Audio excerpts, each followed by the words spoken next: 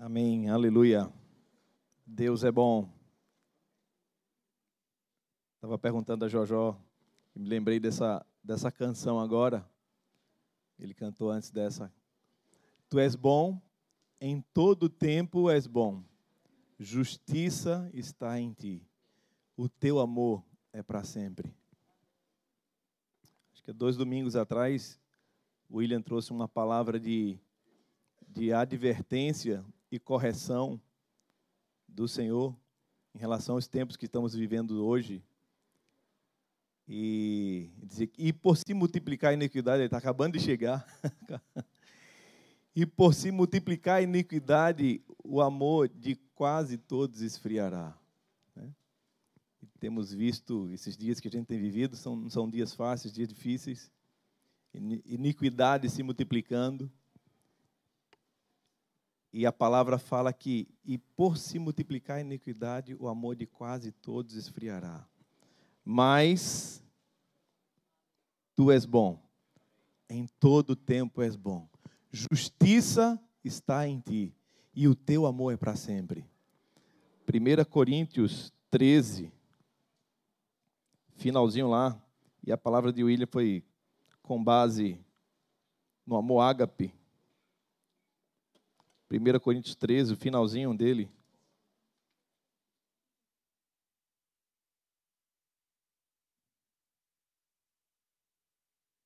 Fala desse amor ágape, que é o amor é sofredor, o amor é benigno, o amor não suspeita mal, o amor não arde em ciúmes. Né? O amor tudo suporta, tudo crê, tudo espera. E o final do capítulo 13 diz assim: sendo assim, permanece até o momento esses 3, a fé, a esperança e o amor. Contudo, o amor é o maior deles. O amor vai permanecer para sempre, porque Deus é amor. Ouvimos muito isso, né? 1 João lá, diz que Deus é amor. A essência dele é amor. E no último domingo, Jojó ministrou sobre temor, né? Vários tipos de temores, de medos. Ele diz que o verdadeiro amor, 1 João fala aqui, lança fora todo medo. Ele manda embora. E que o temor que devemos ter é o temor a Deus. Esse temor, essa reverência, nos traz paz, porque o seu amor dura para sempre. Justiça está nele. Essa palavra que eu quero compartilhar com os irmãos hoje é fruto de uma continuação. E acho que há 2 domingos que eu venho ministrando sobre Filipenses 4, né? E aí foi uma palavra que eu já tinha ministrado em 2017, vivendo um contexto totalmente diferente do que ministrei agora em 2022. Contexto familiar totalmente diferente. E o Senhor estava falando muito comigo sobre um tempo que a gente estava vivendo, de algumas circunstâncias que se levantaram no nosso meio, na nossa casa. E aí a ansiedade, a preocupação, a angústia querendo bater lá muito forte. E aí o Senhor começou a ministrar para mim, a palavra que eu tinha ministrado em 2017, o Senhor começou a ministrar para a minha vida. E aí, diante dessa palavra, diante dessa busca intensa, o Senhor me trouxe uma palavra lá nos Evangelhos de Marcos, e lendo essa passagem do Evangelho de Marcos, o Senhor foi construindo uma palavra no meu coração, e aí eu compartilhei no último domingo sobre seguir firme, confiando em Deus, nas suas verdades, na sua palavra, nas suas promessas. E diante disso, o Senhor falou sobre 3 atitudes que devemos tomar para seguir firme, apesar das circunstâncias, apesar das coisas que nos acontecem, que nos acometem. O Senhor me deu 3 tópicos que devemos seguir, que era crer que Deus é fiel em tudo que Ele fala, em tudo que Ele promete. Lá Mateus 24, 35 diz que passará céus e terra, mas a sua palavra jamais passará. Um outro tópico foi sobre orar e jejuar e esperar, no sentido de descansar no Senhor. O crer em Deus, que Ele é fiel e em tudo que Ele promete, o Senhor Jesus, Ele espera que criamos na sua palavra, que a nossa fé se apoie na palavra. Quando nós oramos aqui, profetizamos sobre as gerações, que a bênção te acompanhe, até 1000 gerações, tua família, os teus filhos e os filhos dos teus filhos. Estamos gerando fé em nosso coração, professando a palavra. E aí a nossa fé, ela se apoia aonde? Na palavra de Deus. A palavra deve ser o nosso norte. Davi, em muitos dos seus salmos, diz que a palavra de Deus é lâmpada para os nossos pés. Ela é luz para o nosso caminho. A palavra de Deus precisa ser o nosso norte, o nosso guia. O orar e jejuar. Por que orar? Por que jejuar? Porque o Senhor Jesus, Ele nos direciona para isso. Mateus 6,6 diz, quando orar, vá para o teu quarto, feche a porta, ore a teu pai. Também no capítulo 6, do verso 17, ele diz, tu, porém, quando jejuardes, unge a tua cabeça, lava o teu rosto. O Senhor Jesus espera que oremos e jejuemos. Ele é o nosso maior exemplo daquele que tinha uma vida de oração, que sempre buscava a face do Pai, e ele deixou isso registrado lá, João 17, João consegue captar uma das orações muito lindas, orando por mim e por ti. Ele também é o nosso maior exemplo daquela pessoa que jejua. Também está registrado lá que Jesus jejuou 40 dias e 40 noites antes de começar o seu ministério aqui na terra. Devemos orar e jejuar, professando a palavra, afirmando a palavra, lembrando da palavra, obedecendo a palavra.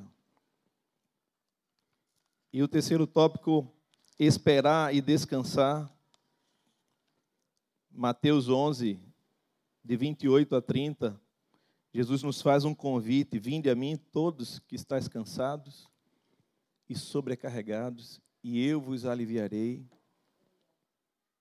Tomai sobre vós o meu jugo e aprendei de mim, que sou manso e humilde de coração, e achareis descanso para as vossas almas. Descanso para vossas almas. Queria que você destacasse aí esse descanso para a alma.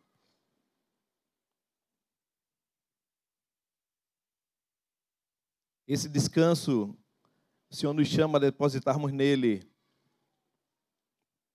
toda a nossa confiança, para deixar nele o cansaço, a opressão, a sobrecarga, que muitas vezes querem deixar a nossa alma angustiada. A ênfase daquele domingo e a carga que o Senhor trouxe no meu coração era de nos estimular na fé, de crescermos na fé. E aí mergulhamos na palavra. Vários textos a gente abriu aqui no domingo sobre fé, de estimularmos a nossa fé, de crescermos na nossa fé. Apesar das circunstâncias, apesar dos tempos e momentos difíceis que acontecem conosco, notícias, acontecimentos. Queria lembrar do texto de Filipenses 4:11, e Paulo fala que não digo isso por causa da necessidade, porque já aprendi a contentar-me com as circunstâncias que me encontre. Sei passar falta, sei também ter abundância. Em toda maneira e em todas as coisas estou experimentado, tanto em ter fartura como passar fome, tanto em ter abundância como em padecer necessidade. Posso todas as coisas naquele que me fortalece. Paulo diz, em todas estas coisas estou experimentado. E foi pela fé, irmãos, que Paulo, ele foi sendo experimentado em cada uma dessas coisas, que ele termina no verso 13 dizendo: posso todas as coisas naquele que me fortalece. Vamos passar por tribulações, por aflições. É certo, Jesus disse que no mundo teríamos aflições. É certo que vamos passar. Vamos ser provados em cada uma das circunstâncias que nos encontramos. Mas ele disse que em todas essas coisas que ele foi experimentado, ele pode, porque o Senhor o fortalece. Eita, obrigado.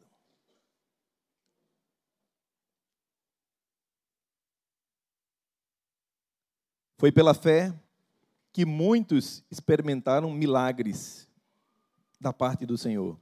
E muitos viram com os olhos da fé a materialização de coisas que o Senhor prometeu.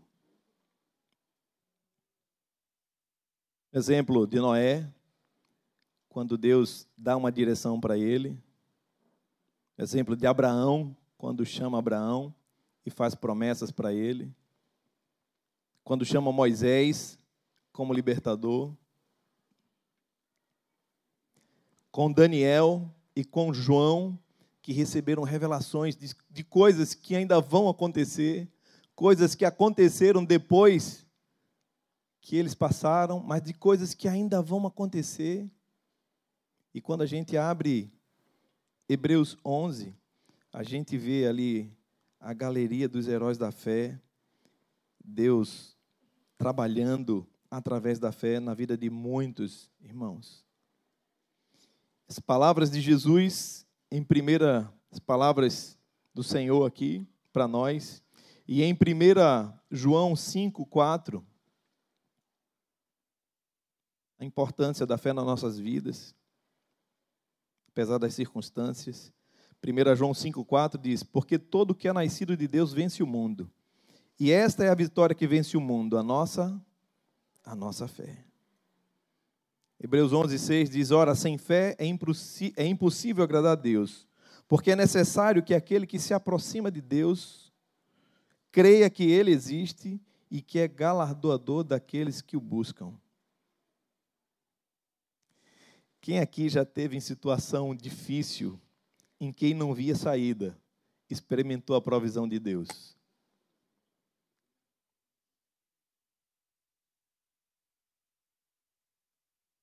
É muito bom quando experimentamos isso, quando passamos por isso. A gente olha, diz, agora não tem mais saída, só Deus. E a gente clama, meu Deus. Texto muito conhecido de Lamentações torna a trazer à memória aquilo que me dá esperança. A benignidade do Senhor jamais acaba. As suas misericórdias não têm fim. Elas se renovam a cada manhã. Grande é a fidelidade do Senhor.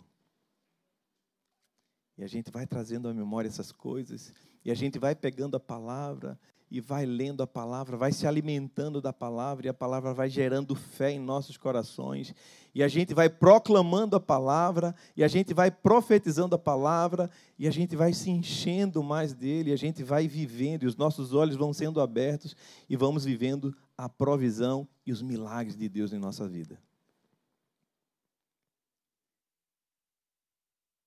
E a gente vai crendo, professando a palavra, e a gente vai orando, e a gente vai jejuando, e a gente vai esperando, e a gente vai descansando, mas eu não estou vendo, o que é que eu tenho que fazer? Continua crendo, continua orando, continua jejuando, continua entregando, continua descansando. E aqui, eu sei que esses dias e as notícias que rondam e a gente ouve nas redes sociais e para todo canto, né? E o Senhor falou tanto conosco aqui desde o início, que deixam a nossa alma e o coração pesado. E eu queria fazer um convite para nós. Quem aqui hoje chegou com o coração pesado? Quem está com a alma cansada? Por esses dias, por essa semana, quem entrou aqui com o coração pesado, com a alma pesada, cansado? Eu queria te convidar aqui para orar mais um pouco contigo. Você pode vir aqui?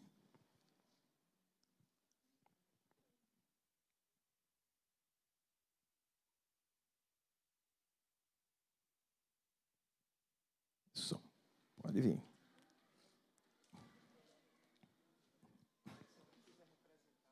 Isso. Você que conhece alguém que está passando por um tempo difícil, que está com o coração pesado, que está angustiado, que está andando ansioso. Eu digo isso, irmão, porque como é bom receber oração, imposição de mãos. Alguns meses atrás, meu coração estava muito angustiado e pesado. E eu sei o que é receber imposição de mãos e oração. Isso traz alívio para o nosso coração.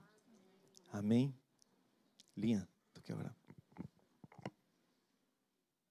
Você pode adotar algum irmão aqui para poder impor as mãos juntos? Por favor. Escolhe um. O Espírito Santo pode te direcionar.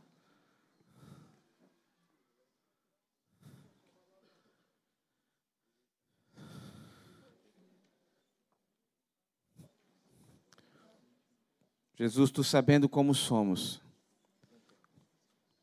e o quanto nós necessitamos sermos encorajados, fortalecidos, sarados, o quanto situações da vida nos fragilizam.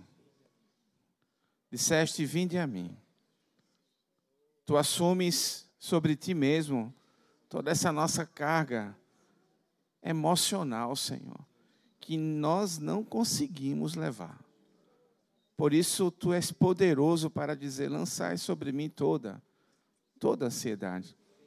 Às vezes não sabemos como fazer isso. Pedimos nessa hora que o teu Espírito nos ajude a lançar sobre ti todo o cuidado que estamos tendo, Senhor. Para que haja essa troca, tu assuma todo esse fardo, toda essa carga, e nos dá o alívio da tua presença, do teu jugo que é suave e leve. Em nome de Jesus, é possível em ti nós experimentarmos, nesses dias difíceis, a tua paz, o teu consolo, o teu encorajamento, o abraçar do teu Espírito nas nossas mentes, corações e sentimentos, dos quais nós nem sabemos controlar. Em nome de Jesus, Pai Santo, quero abençoar os meus irmãos, para que nessa hora recebam de ti graça, paz, segurança, consolo e fortaleza. Em nome de Jesus. Amém. Glória a Deus.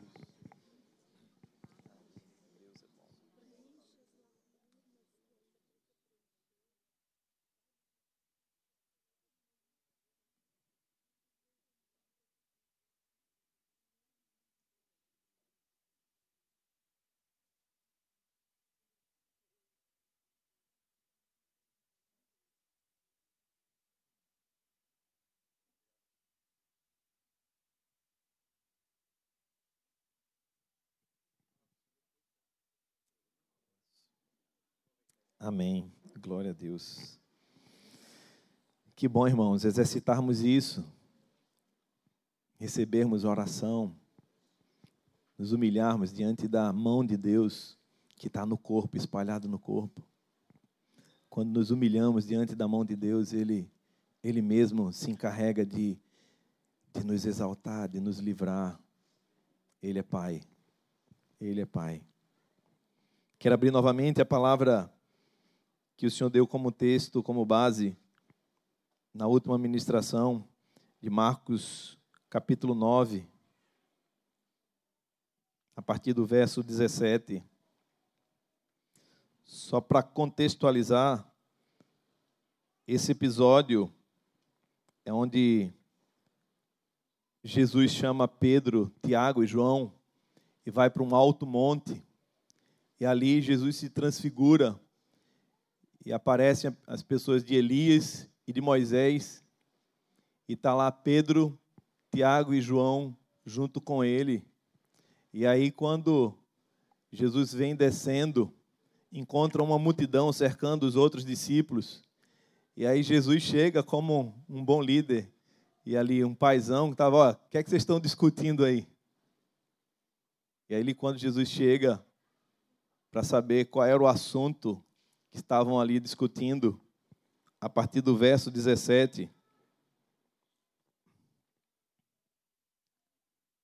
diz assim: e um da multidão, respondendo, disse: Mestre, trouxe-te meu filho, que tem um espírito mudo, e este, onde quer que o apanhe, despedaça-o, e ele espuma, e range os dentes, e vai definhando.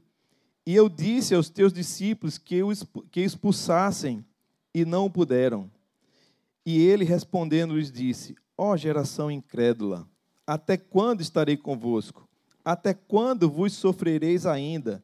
Trazei-mo.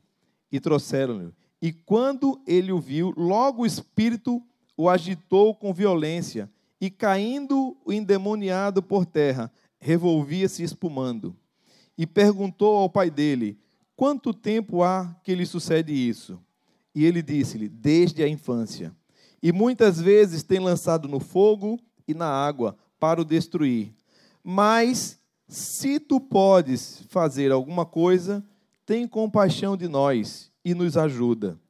E Jesus disse: se tu podes crer, tudo é possível ao que crê. E logo o pai do menino, clamando com lágrimas, disse: eu creio, Senhor, ajuda-me na minha incredulidade, ajuda-me na minha falta de fé, ajuda-me na minha fé pequena. E aí eu quero continuar o texto. E Jesus, vendo que a multidão concorria, repreendeu o espírito imundo, dizendo-lhe: espírito mudo e surdo, eu te ordeno, sai dele e não entres mais nele. E ele, clamando, agitando com violência, saiu, e ficou o menino como morto, de tal maneira que muitos diziam: ele está morto. Mas Jesus, tomando-o pela mão, ergueu, e ele se levantou. E quando entrou em casa, os seus discípulos lhe perguntaram à parte: por que não podemos expulsar? E disse-lhes: esta casta não pode sair com coisa alguma, a não ser com oração e jejum. E é nesse segundo tópico que a gente conversou domingo passado, sobre crer e confiar, orar e jejuar. E esse segundo tópico que eu queria continuar: oração e jejum. Por que orar e jejuar? Porque o jejum é uma forma de nos humilharmos diante de Deus. É uma forma de reconhecer a sua infinita e grandiosa obra em nós e a nossa total dependência, a nossa pequenez e a nossa dependência. Quando nós oramos e quando nós jejuamos, o jejum fala de uma humilhação, de nos humilharmos diante da presença de Deus, de nos esvaziarmos de nós mesmos. No Antigo Testamento, lá em Levíticos 16,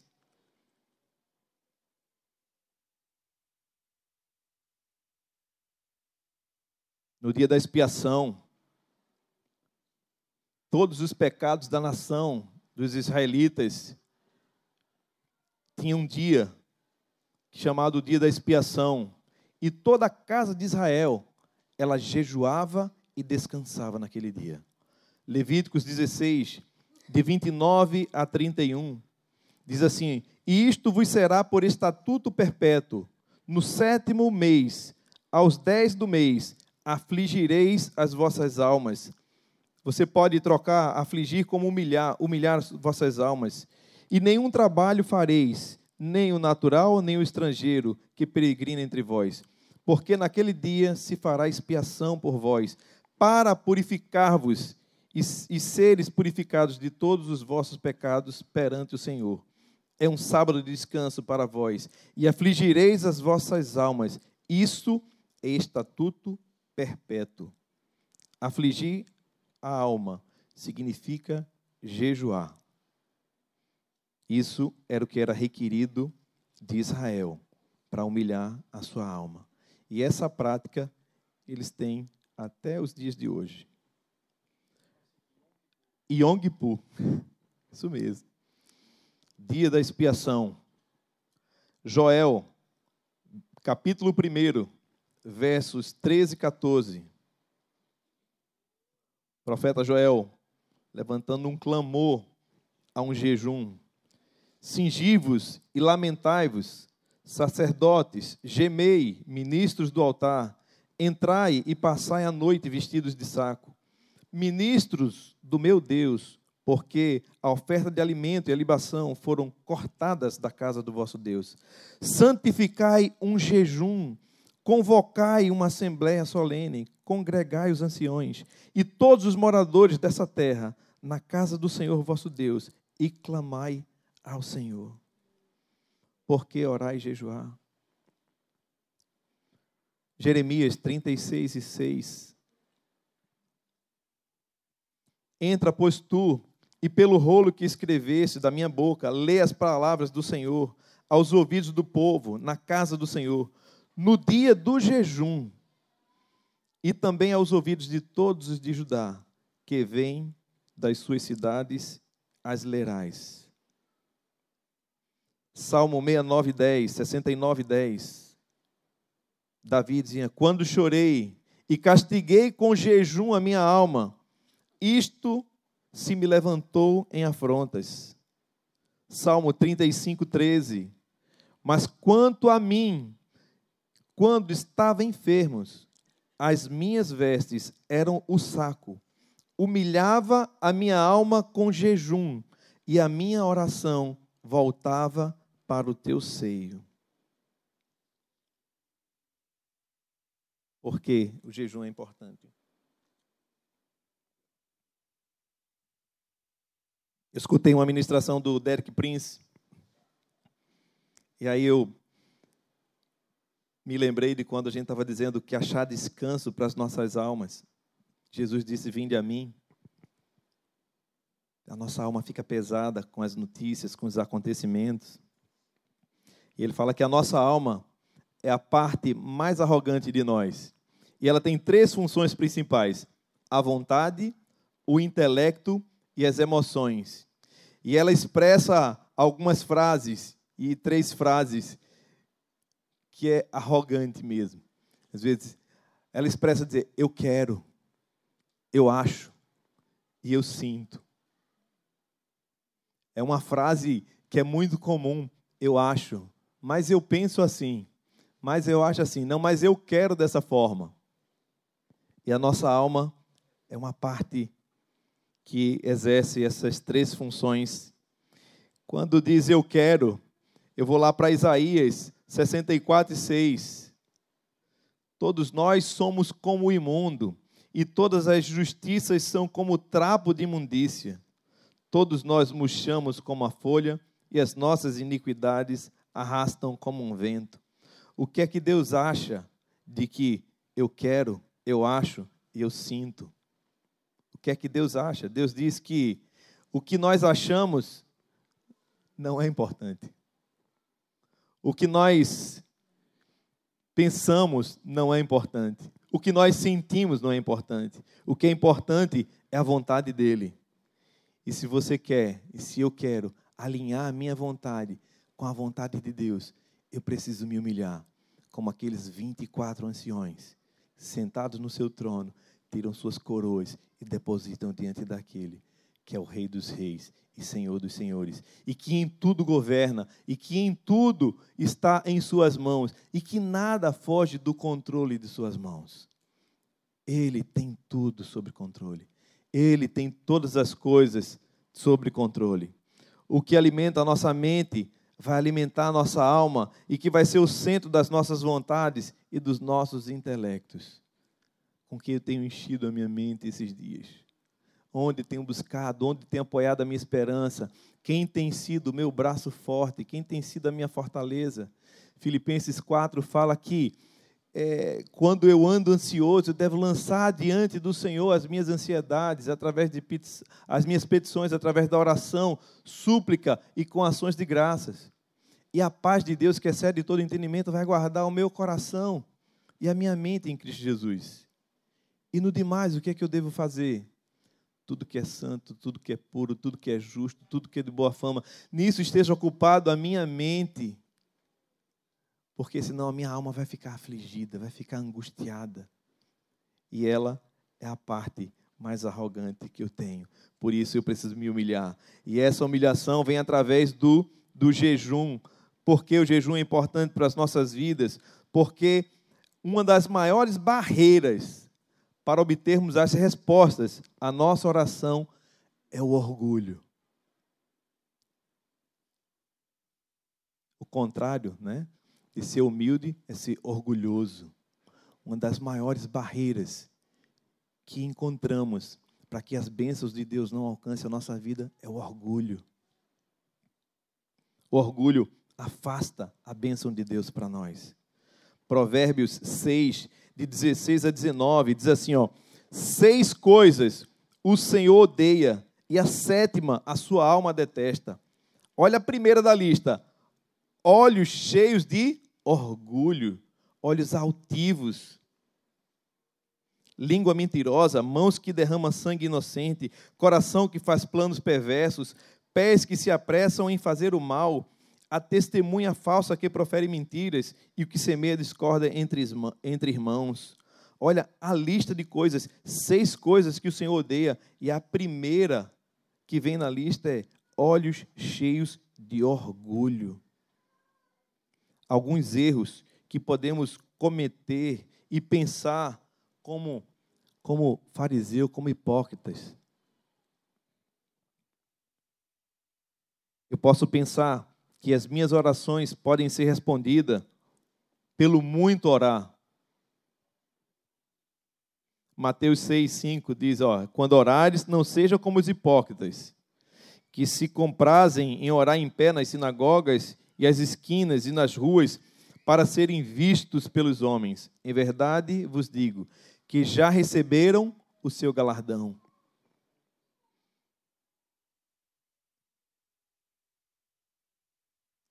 Pela forma de como orar.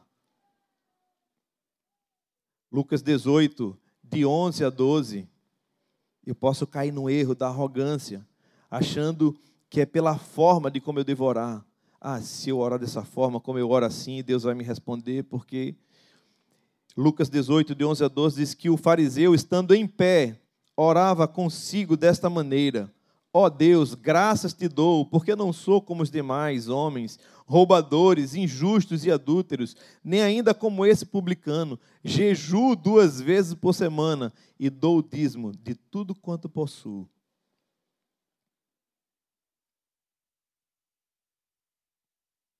Pelo tempo que temos de convertido, talvez, Hebreus 5,14, o tempo não quer dizer muita coisa, mas sim, o alimento sólido é para os adultos, para aqueles que pela prática têm as suas faculdades exercidas para discernir não somente o bem, como o mal. Agora, alguns textos que tratam sobre orgulho e humildade. Tiago 4, de 6 a 10. Mas Ele nos dá cada vez mais graça. Por isso diz, Deus resiste aos soberbos, mas dá graça aos humildes. Portanto, sujeitem-se a Deus, mas resistam ao diabo, e ele fugirá de vocês. Cheguem perto de Deus, e ele se chegará a vocês. Limpem as mãos, pecadores, e vocês que são indecisos, purifiquem o coração. Reconheçam a sua miséria, lamentem e chorem. Que o riso de vocês se transforme em pranto, e que a alegria de vocês se transforme em tristeza. Humilhem-se diante do Senhor, e ele os exaltará. Texto que eu gosto muito, de 1 Pedro 5, 5 e 6. Diz assim: peço igualmente aos jovens, estejam sujeitos aos que são mais velhos, que todos se revistam de humildade, no trato de uns para com os outros, porque Deus resiste aos, mas dá graça aos humildes. Portanto, se humilhe debaixo da potente mão de Deus. A minha alma está pesada, está angustiada. Eu estou aflito, eu estou preocupado. Eu me humilho diante da potente mão de Deus. Eu busco a Ele. Eu humilho a minha carne. Eu sujeito a minha vontade a Ele. Através do jejum e da oração. E Jesus conta lá em Marcos 14 e o verso 11, a partir do verso 11. E ele traz também 2 pontos sobre essa questão de soberba e humildade. Onde aquele que se exalta será humilhado, mas aquele que se humilha será exaltado.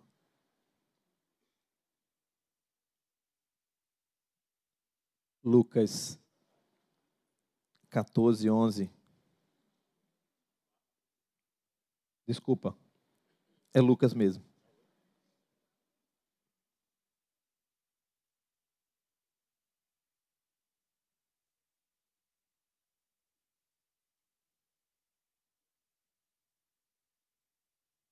Deixa eu mudar aqui minha versão da Bíblia.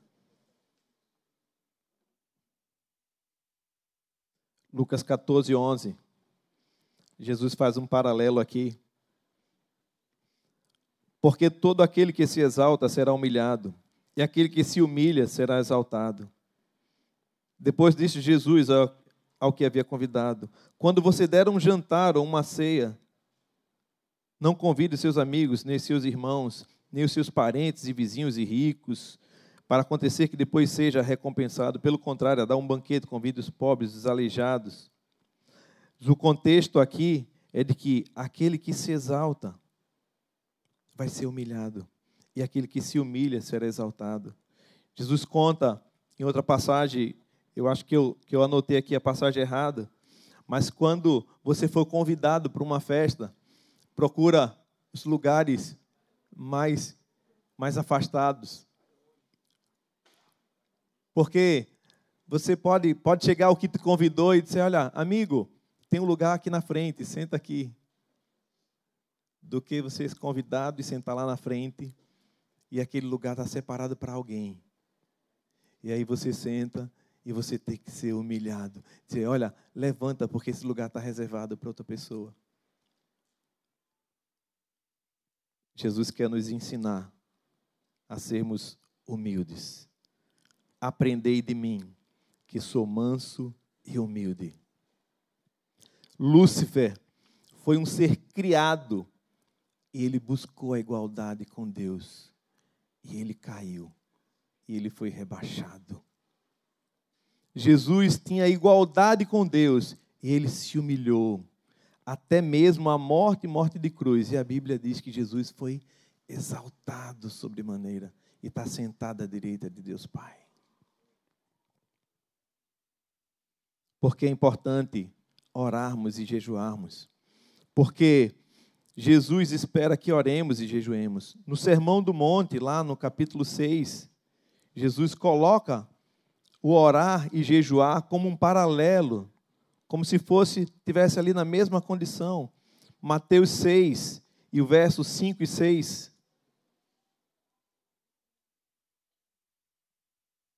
E quando orarem, não seja como os hipócritas, que gostam de orar em pé nas sinagogas, nos cantos, nas praças, para serem vistos. Mas, ao orar, entra no seu quarto, fecha a porta e ora ao teu Pai, que está em secreto, e o teu Pai, que vem em secreto, te recompensará. Mateus, mais na frente, 16 e 18.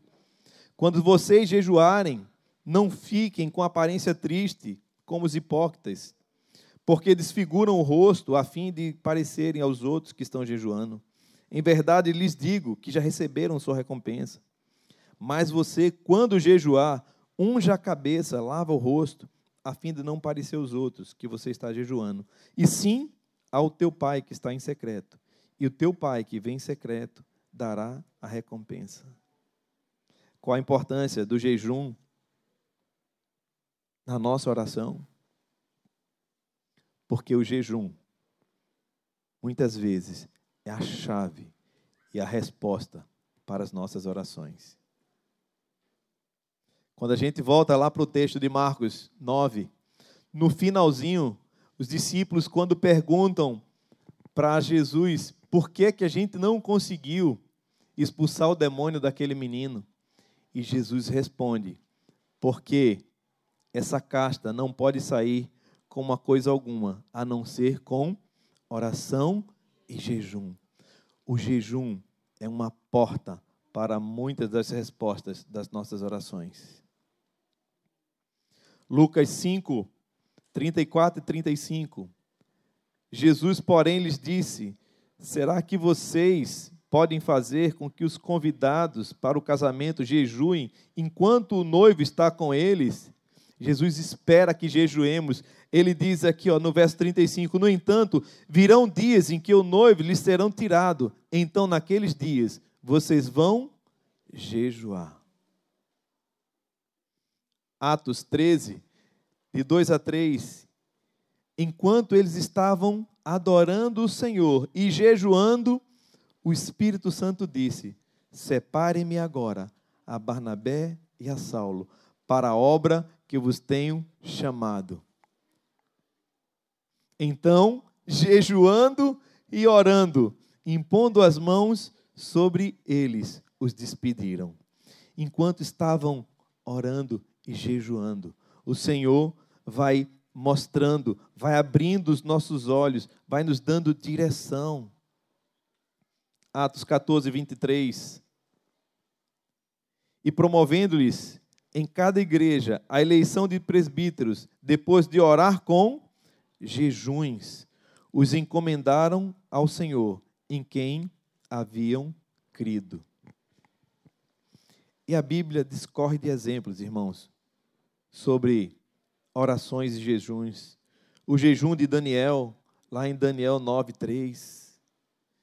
Eu estava até compartilhando com o irmão ontem, lá em Pau Amarelo, estava com um grupo de irmãos lá. Eu estava compartilhando esse jejum de Daniel, do capítulo 9, verso 3, uma das orações mais lindas que a gente pode ver.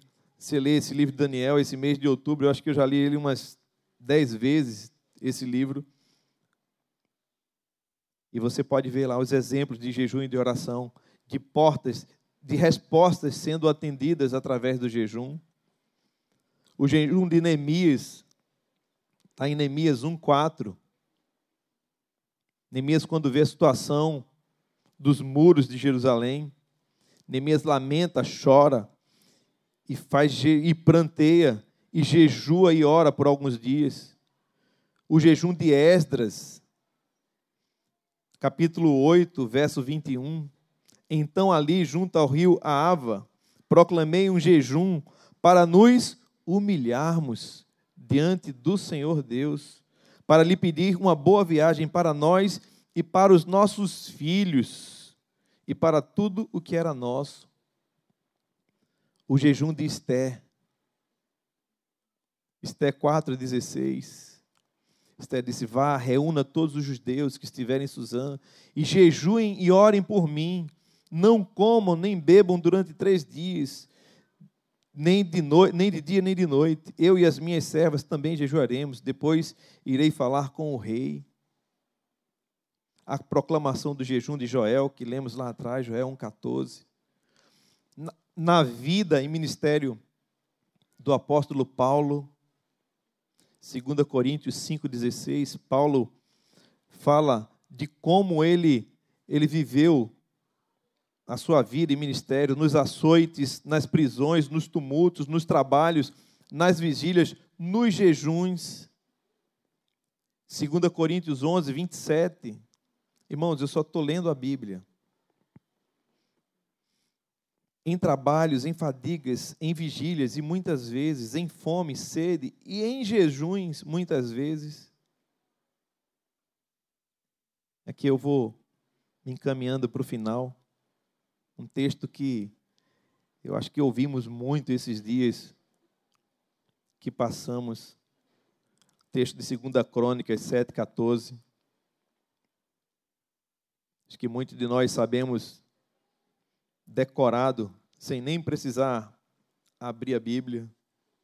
E se o meu povo, que se chama pelo meu nome, se humilhar e orar e me buscar e se converter dos seus maus caminhos, eu virei dos céus, perdoarei os seus pecados e sararei a sua terra.